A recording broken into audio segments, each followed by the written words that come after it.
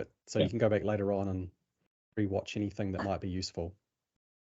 And I will also share this pack with people after the presentation as well. So this is called Model Optimization: Lessons from the Trenches. Which sounds ominous, but so a bit of background. My organization has been on a journey with Power BI. About 4 years ago, I put just under 4 years ago, I put a business case in for Power BI, and as of 2 months ago, we did get Power BI. So it's been a long time coming, and it's pretty exciting. Previously to using Power BI Premium, I should say, we were using Azure Analysis Services for our kind of enterprise grade models. And there's lots of exciting reasons why. There's lots of reasons why I'm excited about moving to Power BI Premium. One, it actually gives my team in the business, which we have a bunch of skills and experience around Power BI. It gives us a bit of a chance to kind of govern ourselves and work within a framework and build things at pace that previously we just have had to put through tickets into IT and hope to get prioritized. So it's really been a cool opportunity for us to, I guess, co-share the space together and kind of divvy up some of the tasks in a way that's really good for our organization. So what I did is I was quite excited to get Power BI Premium. We've got a P1 node, and because the data model that I'm loading into Power BI is sitting in the data warehouse in Synapse. I'm not doing any transformations. I'm just connecting the PBI file to the tables, which is a series of dimensions and a large fact table, and I'm just importing it into Power BI. And I followed most of the best practices, but not all, and that's where I ended up hitting a few troubles. And people like Phil and Marco came to my rescue, which you'll see in a second. But what I did is I created the model. I created a skinny copy locally, so I used the range start and range end to only bring through, a couple of days worth of data. So it keeps the PBI file really small. I turned it into a template just for backup, and then I published it to the service and did the full refresh. And the full refresh took about an hour and a half, and it was about 16 gigabytes from memory, between 16 and 20 gigabytes, which is well under the 25 gig cap. So the full refresh worked. I was pretty excited. I set up my incremental refresh to happen every morning. And then I came to work the next day and I got that error message in my inbox saying, refresh failed. And it started me down a rabbit hole. And so this is a very personal story because I think of myself as someone who's experienced with Power BI, and I made a couple of mistakes along the way, which is what we're going to be talking about today. So the first thing I checked was, is incremental refresh working? Is the model actually incrementally loading data? And the answer was it was. So we could check that through the Power Query steps, and I also checked it through my data engineer as well. He could check the logs against Synapse. And the other thing was, did I have any memory hungry calculate columns? These are the obvious things I was thinking of, and others was thinking of too, like Phil. And I didn't have any calculator columns. It was a strict import of the data from Synapse. I thought I would just also take a chance before we go further into what I did find. We'll explain kind of our capacity that we have at Z Energy, and also the Premium Gen 2, just in case you might be on Gen 1, which I think is still an option. Although has everybody migrated off Gen 1, or is it still kind of some people on Gen 1? Possibly soon. It's certainly something we're actively trying to do and automate and advising. I think it's still happening. So cool. Well, a lot of this applies to, these best practices, these lessons apply to Gen 1 and Gen 2, but some of the things I'm going to specifically talk about are Gen 2. So at Z Energy, we have a P1 SKU, a Gen 2 SKU, which gives us a maximum data set size of 25 gigabytes. So one of the big differences from Gen 1 to Gen 2 is Gen 1, if you had 25 gigabyte capacity, that was for your entire capacity. So every data set the sum of all your data sets couldn't be bigger than 25 gigabytes.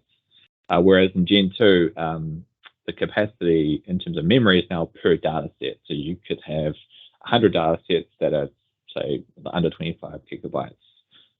We do start to fall down as around CPU, and that's kind of the ultimate bottleneck under Gen 2 is, how many queries can the models be processing and stuff is what kind of defines your capacity as opposed to the memory of a single data set. So kind of going into my development of this model, there's a few things I knew and some things I should have known. First of all, the data set was 16.5 gigabytes, and we've got this little, and this is not the scale, so no one, I hope Jess on the call, these charts aren't the scale, I'm sorry, but we've got 16.5 gigabytes was my memory size, and I knew that I had 8.5 gigabytes left. Now, one of the things I did know is that I would never be able to do a full reprocessing of this model in the Power BI service. Like if I was to refresh it and then do another full refresh, Power BI keeps a copy of the model in memory, and then so therefore it kind of duplicates the memory footprint. So once it's eventually refreshed, the new model, it can then switch them out seamlessly. So there's no downtime to users, or there's nothing measurable. So I knew that with a 16.5 gigabyte model, any kind of full reprocessing of the model would have to happen outside of kind of office hours to reduce impact on users. So that was something I did know and I was aware of. Incremental refresh, that's something that I was heavily relying on to help me kind of refresh this model every day, knowing that I was going to get quite close to 25 gigs. And so when you incrementally refresh the model, it obviously only brings through the new data that, well, that's what I thought. It brings through the data that's new. So if I'm refreshing the last 30 days, it's going to bring through whatever it is, 100 megabytes of data. And I'll point out, Jonathan, I don't think your bars are to scale. So if they were to scale, the amount of memory available for refresh would actually be, look better, look like it should work much better than where you're going to go to. So I'm pretty sure you didn't do that in Power BI. No, this was done in PowerPoint at the very last minute. Yeah. I thought I needed some more visual representation, and I botched that a little bit. So sorry about that. But yeah, so when I looked at this, I thought incremental refresh will work. And in theory, it's definitely I knew it's 100 megabytes, and it would definitely fit. However, when you're doing incremental refresh or refresh full stop, it's not just that incremental data that we need to understand. And that was eventually what was my downfall in this problem. So this next slide, I needed a picture of Phil, but Phil's already on the screen, so that's right. So I guess what I'm going to be talking about here on in is what SQL BI has talked about in a lot more detail and much better than I will be able to describe. And kind of the irony of the situation I had at work was that I had actually watched the SQL BI video many, many months ago before I went through our migration to Power BI Premium. And I remember watching it going, that's obvious, I know that. That all makes complete sense. And for whatever reason, it vacated my brain. So I will also link to Marco's awesome Unplugged video where he talks about optimizing models, because he goes through some of these concepts in a lot more detail than what I care to do. But let's, and also we're going to use DAX Studio. So at the moment, I'm using Power BI Premium, so I'll be able to connect to the model in the Power BI service pretty easily and run the Beta Pack Analyzer using DAX Studio to kind of interrogate this model's memory footprint in more detail. So, can everybody see DAX Studio? Yep, I can. So cool. Yeah, Beta Pack Analyzer. Cool.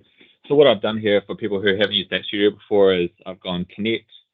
Because I'm using Power BI Premium, and this will be true for analysis services as well, Azure analysis services, I can just put in the connection string, which you can get from the Power BI workspace.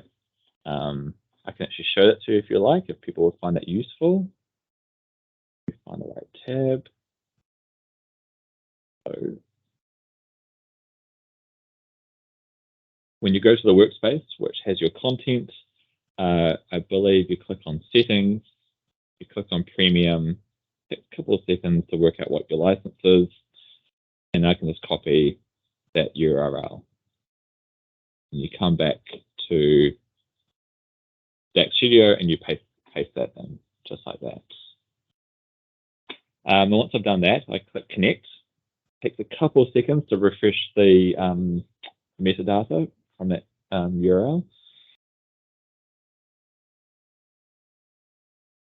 And once, I'm not going to go through the steps, there's only one data set in there, but once I've done that, I can then click on Advanced after connecting to the model.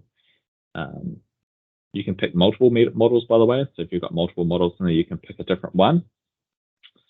And once you do that, you click on View Metrics, and it takes about 10-15 seconds. I think it depends on the size of your model, and it spits out an awesome summary of information about your data set.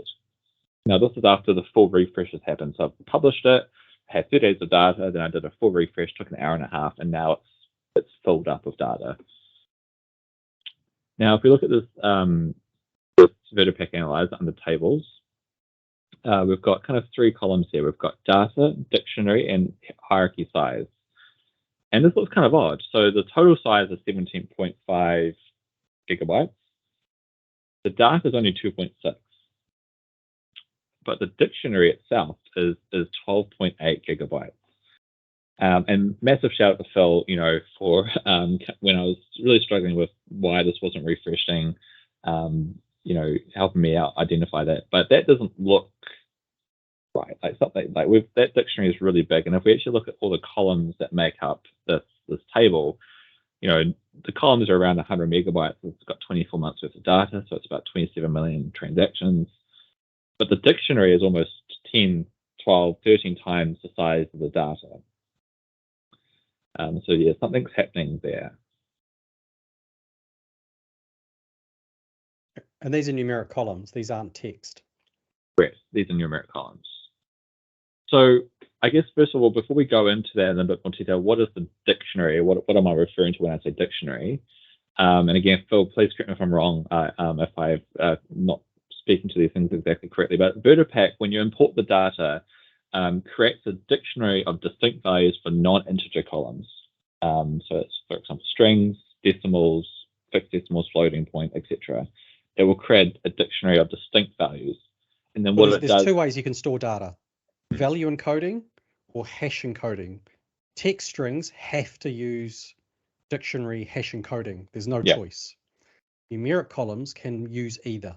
Yeah. Because in some situations it makes sense to use one, and in certain situations it makes more sense to use either. Doesn't always get it right, but yeah. So once this creates a dictionary, it then creates a unique key for each one, and then I believe replaces the values in the table with those keys, and it kind of acts like a lookup, I guess.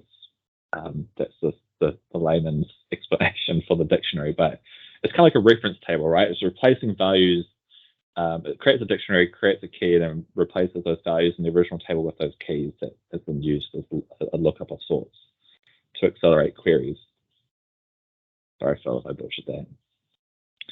So, That's cool. If we think about my model, 70% of my model was made up of those dictionaries for those numerical columns.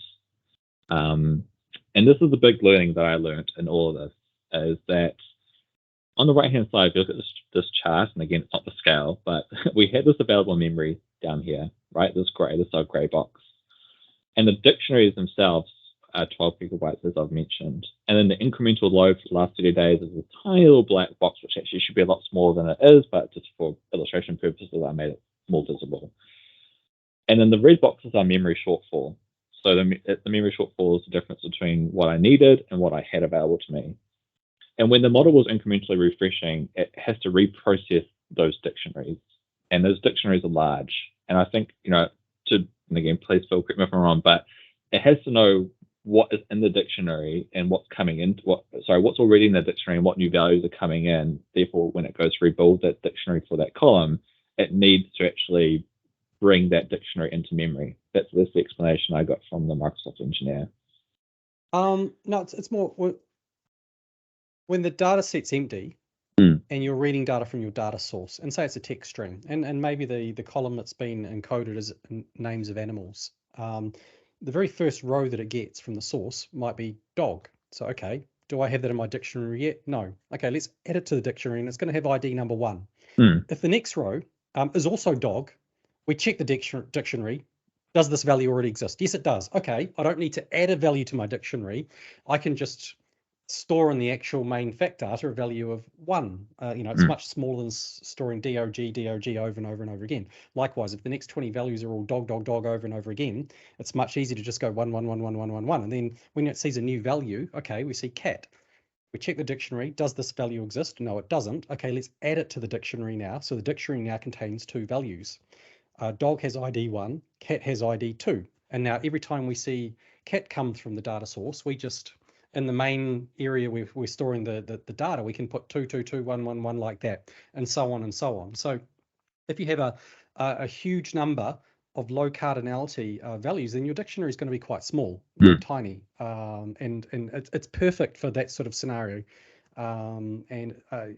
You can obviously store a small number in only a small number of bytes, and even over millions or billions of rows, it means you don't have to actually use much memory, which is really, really important.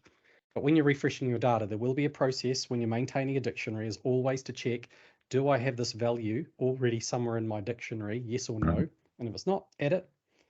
Otherwise, if it is there, then let's just make sure we apply the appropriate value. So yeah, so if the data coming in has a very high cardinality, you're going to have potentially a very high dictionary. But the dictionary should only contain one unique word, like an Oxford English Dictionary, for example. But if you had this exacerbated because I think you're possibly getting to it. You had a numeric value with an incredibly high precision, so practically every value went to 12 decimal places, and they're all unique. So you ended up having this massive dictionary. Yeah. But you have another solution for that too. So So what was happening is the reason why I was constantly told I was running out of memory. It wasn't just because it was looking at the black box here. It was looking at, it needed more memory to reprocess that dictionary, and that was flowing it out. So what was wrong? Phil's alluded to it. The issue was the data type. So the data type that was being stored in the model was a floating point number, which was, I believe, 16 decimal places, I think, not maybe 12 or 16. I can't remember exactly, but regardless, it's huge. It's huge. And that's what, that's why my dictionary is so large for these numerical columns. And I don't need 16 or 12 digits of precision. I just need 4. So the suggestion from Phil was change the data type for these numerical columns from decimal floating to fixed decimal, which is 4 decimal places, and that's exactly what I did. So if we just jump back to DAX Studio for a second. Where is my DAX Studio gone? And did you do this in Tabular Editor, or did you do this in Power BI Desktop? Either would work, but I did it in Power BI Desktop. Right. But you're right, you could do this in Tabular Editor as well. So what I did is, if I go to my PBI X, what is it? So this is the model where everything's stored as floating point. If I go to some of these columns and go to the model view and click on the column itself, you'll see you've got the data type down here. And it doesn't say floating, but decimal number obviously is floating. And you've got these other options here. And what I did is I changed all these columns that currently have floating or decimal. I changed them to fixed decimal. And you can do that in bulk. I mean, it's easier to do in Tablet Editor, but if you're stuck using desktop, you can just click through all the columns you want. And then once you're done, you click on data type and you click on fixed decimal. It's going to tell you it's going to store it differently. This may result in loss of precision. Again, in my case, going from 16 down to 4 is not going to have any impact on my ability to do my reporting and analysis. So I go yes. And it's changed it. I would republish it, rerun it. If I jump over to DAX Studio, I click on metadata, I change to my optimized model. So I've already done this. So because we don't have an hour to wait for me to refresh this model. I'm now pointing at the optimized version. Let's go into advanced, view metrics.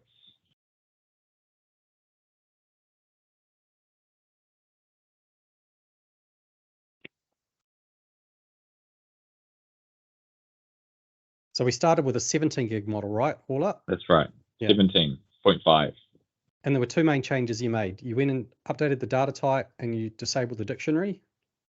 All I've done so far is updated the data type. Right. I changed it from decimal to thing. I've done no other changes. And look what's happened now. So the data set's now 3.8 gigabytes. The data's, I've actually got a slide that goes through the changes in more detail. So that was my original data set here, this gray bar. The data slightly shrunk a little bit by 156 megabytes. The dictionary shrunk by the most, from 12 down to 11.7 gigabytes, and also the hierarchy size also changed a little bit too, resulting in a much smaller data set. And the outcome of this is a model that's 78% smaller, and the refresh works, which is great, and it's also faster. It refreshes a lot faster. It does an incremental refresh within 5 minutes, which is really great. So that 17 gig you started with has to exist in the constraints of a 25 gig capacity. Yeah. And that 17.5 gig is just the model itself. There's quite often memory that gets consumed when query activity takes place. Cache, there's a whole bunch of other things that can eke you closer to the 25. So things like refreshing are a lot more vulnerable, and there's a much higher risk that you're going to start hitting memory errors like you encountered, even when you think you're refreshing a very small portion of the model. But now when you get it down to 3.8 gig, there's a lot more overhead between 3.8 gig and 25 gig for all this memory stuff. And so what's I say? Oh, it's gone. Sorry. That's all right. No, it's good. I think that's good. So was the dictionary so big because of the precision required by Hardy? But yeah, exactly. Like it was storing these numbers, and like Phil said, it looks, if it says like simply dog, it will just create a dictionary of one. But essentially, with such a large precision, those are all pretty much unique numbers. So it's kind of storing them all. There's no real compression, I guess, at that point. I mean, maybe a little bit, but 4 decimal places, there's going to be more similarity in the data. There's also, so that's what I did, and look, that's good enough. That's got enough to where we need to go. I've heard a general rule that you should, with Premium Gen 2, to Phil's point around those other overheads as well. So assuming you don't have any dictionary issues like I did, you shouldn't go past about 65% of the capacity. Like that's one of the sort of like loose recommendations I've heard in the chats and the forums, is that, I mean, you can, but again, I guess the closer you get, the more advanced knowledge you probably need to have of your model, and also what's happening behind the scenes, because I guess you're coming up to the line and more things can go wrong as you approach that line. So yeah, and obviously if it's great, if your data set is greater than 50% of the capacity size, you'll never be able to do a full reprocess without first emptying the data, clearing the data set and then reprocessing it from scratch, which means there's going to be an issue for your users if they go to access that report once you've emptied it. So just things to keep in mind as well. But that was just a start. Like if you watch that video that I'm going to share from Marco, there's actually a whole bunch of other optimizations we can make to this model. And the two I thought I'd mention, one's really obvious, one's less so. If we go back to DAX Studio, you'll notice there's another column for us called hierarchy size. This is to do with some data structures that enable the use of columns in filters, particularly in Excel. So if you have Excel connected to your Power BI data set using Analyze in Excel, I believe, correct me if I'm wrong, Phil, but Excel is generating an MDX query onto the tabular model. It's been converted to a DAX query. If you want to be able to use a column, so there's a bunch of data structures that are created that enable that to happen. But if you want to save even more memory, you could turn that feature off in Tabular Editor. You could say, I don't want that column to be available in MDX. So there's actually a setting within Tabular Editor to say available in MDX, and you can turn it to false. And as a consequence of doing that, you will, the positive side is you'll save some memory, but the negative side is you won't be able to use those columns and Analyze Excel as a filter column. So they actually just entirely disappear. But you can still write measures that can still reference those columns, and those measures can still be used in reports. It's just you can't filter the query by those columns, which is probably fine because no one wants to. Well, I shouldn't say that. There's probably a scenario where it's required, but so yeah, that's an opportunity. Although looking at this, 280 megabytes, I'm not going to save much, and there's no real need to save that. Now, speaking of Tabular Editor, because you were already using Tabular Editor and you were talking about best practices, so have you got any points on that one? I don't in my presentation, sorry, but there is a best practice analyzer, which I think I actually have installed, so maybe we can give that a quick run while we've got some time. So the point here is Tabular Editor has a feature called the best practice analyzer, and it comes with a couple of little baked in rules. But you can go and download quite a rich set of rules that we've put together on the CAT team. And if you apply those, there's many rules, and a whole bunch of them are to do with performance. There are some to do with, there's different categorizations of what the best practice rule is perhaps suggesting for. But let's say if Jonathan had downloaded that best practice set of rules, which is free, and if he was editing this model using it and he looked at them, it probably would have said, hey, I think you should probably change your double precision numeric columns to fixed decimal, for example, and you can actually click a button and it'll do it for you. There we go. It might also suggest, here we go, there's what I've done, sorry, for those who weren't watching, as I just went from database and I put in that same premium workspace. Connect to your Power BI desktop report as well. This can point to Power BI desktop. That's one I want. That's when it's not optimized. So let's open that up. The key is you need to do a one-off action inside Tabular Editor to just download the latest cut of rules. Now that's all. Every model that you open from that point on using Tabular Editor, it'll automatically apply the rules. Won't change the model. You have to apply the rules. Some you can kind of right click and it'll apply it for you, but you have to opt in. And as probably Jonathan's about to show you, the rules are actually bunched into categories like performance, maintenance. I'm going to bring up that list again. So just before we jump to that, for people just talking about available in MDX, that setting there, so you can go in there and you can turn that to false. Yeah, that's not accessible in Power BI Desktop, which is a report authoring tool. Tabular Editor is a model authoring tool, so it's quite a key distinction between the two. So under tools, now that I've connected to the model, I can open up Best Practice Analyzer, and there's 178 objects in violation of 7 best practice rules. Ouch. So let me see if I remember how to use this. So if I pick,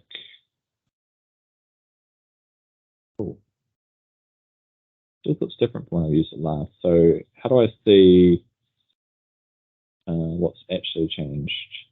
Oh, sorry, here we go. Sorry, my bad. So let me collapse all these things. These are the rules, the 7 rules it's talking about. So first rule, do not use floating point data types. There are 50 objects in this model that don't use that use the floating data and actually type. right click on it. If you expand that list to 50, what happens when you right click on one of those random ones? There's a I can apply fix. Yeah. And you can do them in a batch as well, I believe. Yeah, I can do it for the entire 50 objects at once. Just while we're embarrassing myself, so we also got a set available to MDX to false for non-attribute columns. So it's given me a couple. There's a couple of keys, which makes sense. Model should have a date table. I know that one. This doesn't. This is the demo model. Remove unnecessary columns. So it's got. Again, this is because there's no dimensions in this model for the purpose of demo, but I'm a bit dubious on that particular one, because just because it's not necessarily referenced in a measure doesn't necessarily mean someone who's in ad hoc mode isn't going to have value in being able to do something with that column. So, the one I love is this visible objects with no description. This is super helpful for your users, particularly those who are just building reports off your enterprise models. Having a description lets them hover their mouse over the measure or the column, and it will give them a bit of explanation around what's that for. So kind of embedding documentation into your models. And then there is a do not summarize. So there's a bunch of columns where I should probably set the numeric default behavior if you drag it into the report. So if you drag a numerical value, you can either tell it to do nothing, or to summarize it or not, or min, max, average, I think, as well, other options. But that was also a new feature in one of the latest one, either the last release or the release before, when you connect a fact table to a dimension table, and it'll turn off all the auto summarize stuff automatically for you. And I've seen it do it too. Keys. It did more than that. There was some stuff I connected to, and the basic import defaulted to sum on the columns. And when I put the relationship in, it turned all the sum stuff off, which is exactly what I wanted it to do. Yeah, because you don't want to sum a key.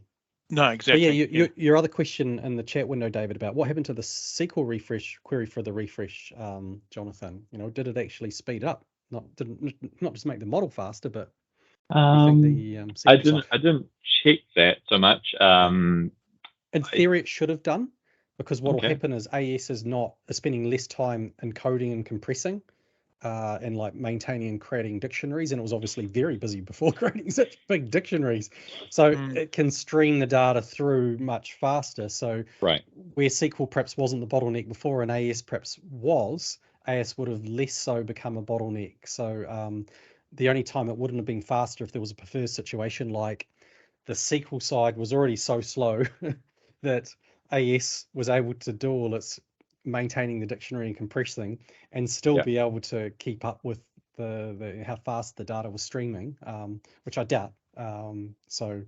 It's theoretically most likely that this would not only make the model smaller, but the refresh faster, and also queries faster too, because the data set is much more compressed. How many? What was your partitioning for this, Jonathan?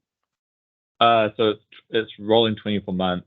So I can show you what the partitions were created. So are these basically months?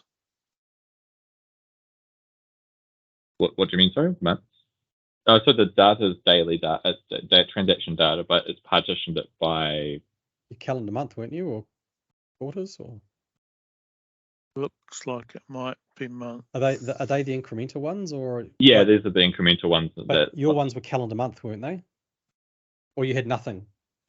Oh, you had no partitioning on this at all, because you use the built-in incremental refresh policy. Yes, correct. So you went into, when you defined incremental refresh, you said, how long do I want to keep, and how many months, and how long do I want to incrementally refresh each day? Yeah. So I didn't. I just did a couple of settings in Power BI Desktop, and it handles the creation of the partitions for me. Yeah. And then when you're doing a refresh, are you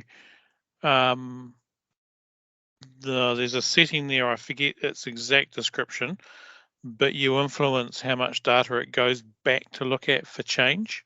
Yeah, the incremental refresh policy is set for 30 days, Okay, so it'll analyze the 30 days and then do what it needs to do. Right, got it. Correct, yeah. Yep. Yeah. The other tip that feels a little bit obvious, of course, and that's something we could further explore if we want to optimize the model more as a team, but remove columns that aren't necessary. Simple but effective. So again, don't feel like you have to bring everything through. You can save memory by cutting out some columns. So yeah. Oh yeah, and actually the refresh time is almost linear too, because if you're bringing 40 columns into the model, and let's say the refresh takes 40 minutes, if you get rid of half of them, so you only have 20 columns, the ones you need, then typically you could expect the refresh to complete in about 20 minutes, and the data size is probably going to be about half the size, if all things being equal, but it won't be too far off those numbers either way. So if there are, like a lot of people, they just connect to a data source, I don't know what I need yet, I'll just grab everything. Then you go through all the iterations and conversations with the business and figure out what people actually use.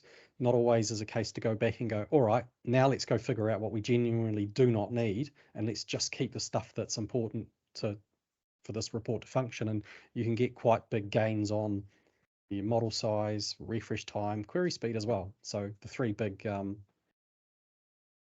pillars, tridents. So learn from my mistakes. Don't rush. Take your time. use the best practice analyzer to check your model. People far smarter than us to put that together. And you're back in love with Premium again now? Oh, of course.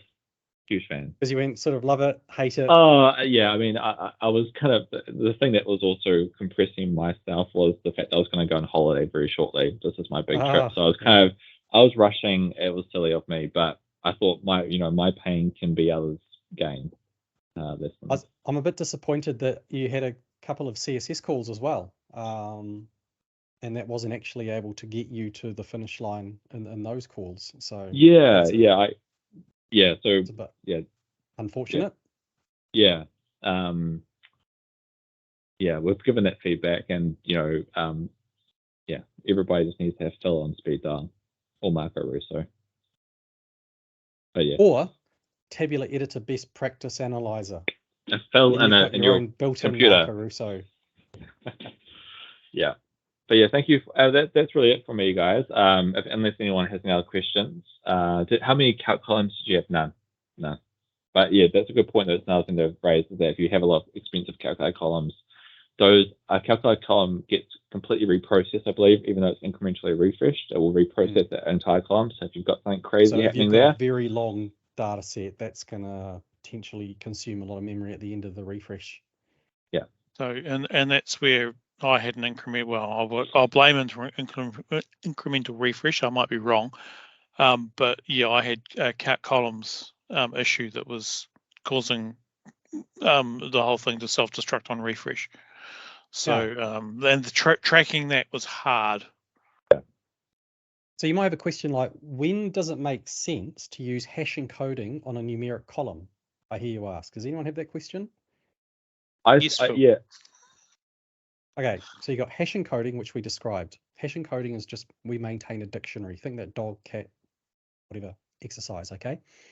With numeric columns, you can use that hash encoding so that if I get the number 1, it gets ID of 1. I get the number 1 over and over again, I get the number 1 ID 1. Then I get the number 17. That gets ID of 2. And then I get the a number of 20 that gets ID 3, etc. For example. So value encoding, it doesn't maintain the dictionary at all. It just stores the number as it is. Now it does some quite clever things like if the lowest number is 1,000,001 and the biggest number is 1,000,010, it works out what's the max and what's the min, and it subtracts that and actually stores them in the data set as 1 to 10, because it's you don't need as many bytes to store 1 to 10 as 1,000,001 and 1,000,010. Okay, but when does it make sense to do hash encoding? Let's say you've got 2 rows in your data set, which is not particularly practical or realistic, but one of those values is 1, but then your next value happens to be 4 billion. Okay, so in that case, why not give the value of 1 a dictionary ID of 1 and the value of 4 billion a dictionary ID of 2? Now, if I have these numbers repeated many times, I can just save the IDs 1 and 2 many times, and they don't use as many bits. Whereas if I'm not using hash encoding for numbers and I'm using value encoding for those numbers, I can't offset them down. And so I basically have to use the same number of bits for the whole number.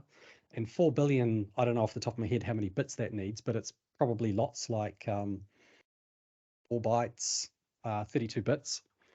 And if that's repeated many times, well, you have to basically multiply 32 bits by the number of rows to see how much data you actually need to store that data. Whereas if you're using the hash encoding of that example, and this is less likely, this is much less common, but it can actually be a realistic scenario where, for whatever reason, the profile of the data that you're bringing into that column actually fits. Now, so what can happen? We will have rules that if you we'll sample test your data set. We'll read 100,000 rows and we'll go, okay, based on this 100,000 rows, we think value encoding might be all right. And we'll start to encode that value encoding. But then as we read data, there might actually be a point where we go, okay, we can't do this anymore. We have to re-encode this column.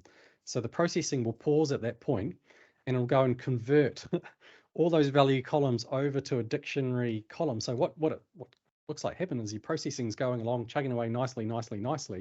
and it just stops for a while and does nothing for half an hour or something, because it's got to the point where it goes, nah, I can't use value encoding for this numeric column anymore. I have to switch over to hash encoding.